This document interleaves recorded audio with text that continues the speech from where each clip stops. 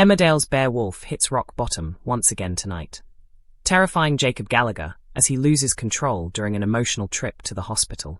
Adding to Jacob's misery, his bullying boss Dr. Todd isn't too sympathetic over what's happened. Meanwhile, Laurel Thomas is rushed into A&E. But how much will she remember when she regains consciousness? Laurel is admitted to hospital after suffering a nasty head injury when her son Arthur pushed her over at Mulberry Cottage. Arthur and Gabby are right by her side, although Arthur is slyly keeping quiet about what really happened. Trainee Dr. Jacob is on duty, overseen by his demanding boss Dr. Todd.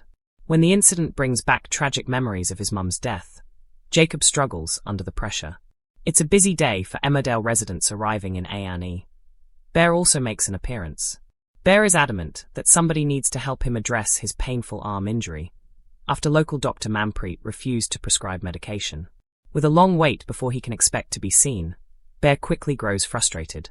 At home, Paddy and Mandy worry when they find the broken mirror, which Bear punched before leaving the house.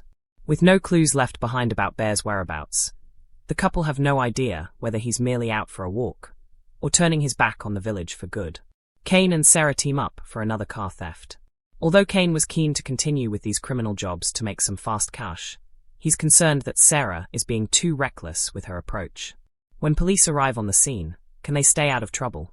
Arthur feels guilty when the hospital team question whether an underlying health issue could have caused Laurel's fall. Valuable time is clearly being wasted pursuing the wrong theory. When Laurel later regains consciousness, will she remember that Arthur lashed out? And will she expose the truth if she does? Bear sees Jacob at the hospital and piles on the pressure as he demands urgent treatment. When Jacob is unable to help without breaking the rules, troubled Bear turns violent, in a terrifying moment which is reminiscent of Ray's death. How far will things go? And when Dr. Todd shows little sympathy over Jacob's predicament, have her true colours been exposed? Mulberry Cottage had never felt so small. The argument had started over something trivial: homework, tone of voice, a slammed door. But beneath it simmered weeks of tension. Arthur's anger had been building quietly, like steam trapped under a lid. "You don't listen," Arthur had shouted. Laurel Thomas, exhausted and distracted, had tried to steady the situation. Arthur calmed down, but he hadn't. One sharp shove, one split-second loss of control. Laurel's heel caught the edge of the rug. Her body tipped backwards. The crack of her head hitting the hardwood floor echoed through the cottage. Silence. Gabby gasped. Arthur froze. "Mum." Gabby dropped to her knees. "Mum." Laurel didn't respond. A thin line of blood crept along the floorboards. Arthur stared at his hands, as though they belonged to someone else. "I didn't mean," he whispered. The ambulance siren wailed minutes later, tearing through the village air. A&E under pressure. Inside A&E, trainee Dr. Jacob Gallagher adjusted his gloves with shaking fingers. He had been up since dawn. Dr. Todd had already snapped at him twice for being too slow and overly emotional. Then Laurel was wheeled in. The sight of her, pale, unconscious, blood in her hair, knocked the breath out of him. For a moment, he didn't see Laurel.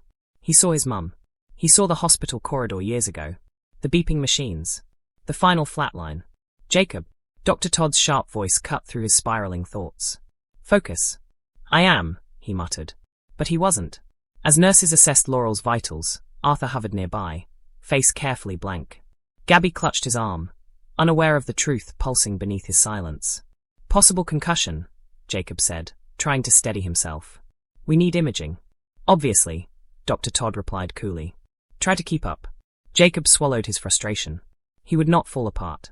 Not today. Bear on the edge. Across town, Paddy Dingle stared at the shattered mirror in his hallway. "Not again," Mandy whispered. The jagged glass reflected a fractured version of their lives. Bear's blood had dried dark against the sink where he'd rinsed his hand. "He didn't say where he was going?" Mandy asked. No, Paddy grabbed his keys. "And that's what scares me." Bear Wolf had been teetering for weeks. Ever since Ray's death. Ever since the farm. The guilt. The flashbacks. The anger. At the hospital, Bear stormed through the automatic doors, cradling his injured arm. He had gone to Manpreet earlier, demanding stronger painkillers. She had refused. "You don't need medication," she'd insisted. "You need proper assessment." Assessment meant waiting. Waiting meant thinking. Thinking meant remembering. And remembering meant drowning. Now he stood at the A&E desk, voice already raised. "I need someone to look at this. Now." "There's a wait," the receptionist replied gently.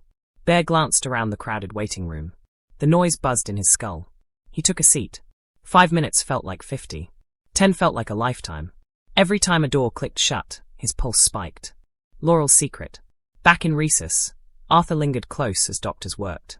When she wakes up, a nurse said quietly, we'll ask her what happened. Arthur's stomach flipped. He avoided Gabby's eyes.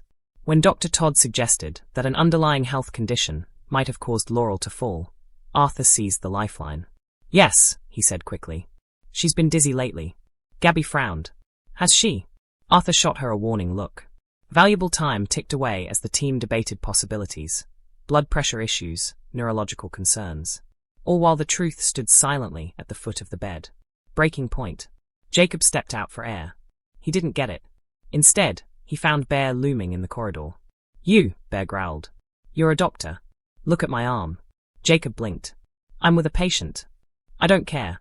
Bear's eyes were wild. Not angry, terrified. Jacob lowered his voice. I can't skip the queue. That's not how it works. Bear stepped closer. You think I can wait? Jacob's heart thudded. He recognized that look. The dissociation, the panic bleeding into aggression.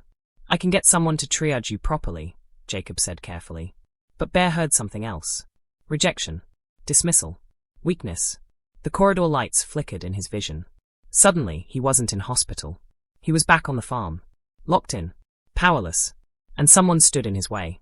Violence returns. It happened in seconds. Bear grabbed Jacob by the collar and slammed him against the wall. Gasps echoed down the corridor. Help me. Bear roared. Just help me. Jacob struggled, memories crashing over him. His mum. Hospital corridors. Loss. Security sprinted toward them.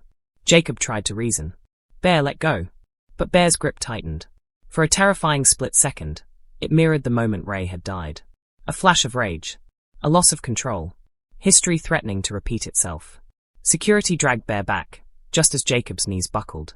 Dr. Todd rushed over, not to comfort Jacob, but to assess the scene with clinical irritation. What on earth were you thinking? She snapped at him. He needed help. You escalated the situation. Jacob stared at her in disbelief. He attacked me. And yet you're the common denominator, she replied coldly. Her true colors shone stark under the fluorescent lights. Kane and Sarah's gamble. Elsewhere in the village, Kane Dingle crouched beside a stolen car, with Sarah nervously scanning the street. This is easy money, Sarah insisted. It's risky, Kane warned. Police sirens wailed in the distance. Too close. Sarah fumbled with the ignition wires, hands shaking. Blue lights suddenly flooded the alley. Run! Kane barked. They bolted in opposite directions. Boots pounded pavement. Shouts rang out. At the last second, Kane ducked behind a stack of crates, dragging Sarah down with him. The police car cruised past. They had escaped. But Kane's glare was fierce. You push like that again, he warned her. And we won't be so lucky. Truth rising. Back in hospital. Laurel's eyes fluttered open. Gabby squeezed her hand.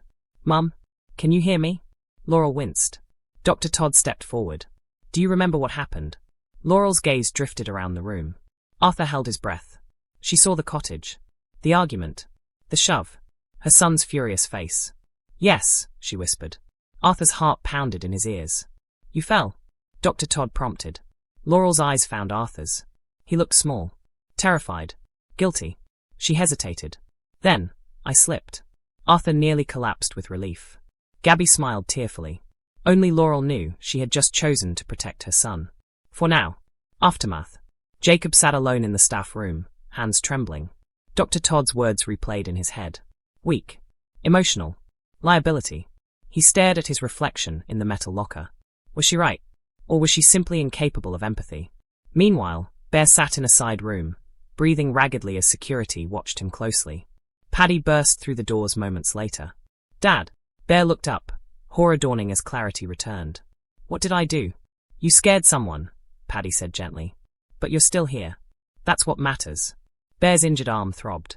So did the shame. Consequences loom. Police arrived to take statements. Jacob insisted he didn't want to press charges, but protocol dictated investigation. Dr. Todd watched from a distance, arms folded. Paddy made a decision. No more waiting lists. No more maybes, he said firmly. We get you real help. Proper help. Bear didn't argue. For once, he looked defeated.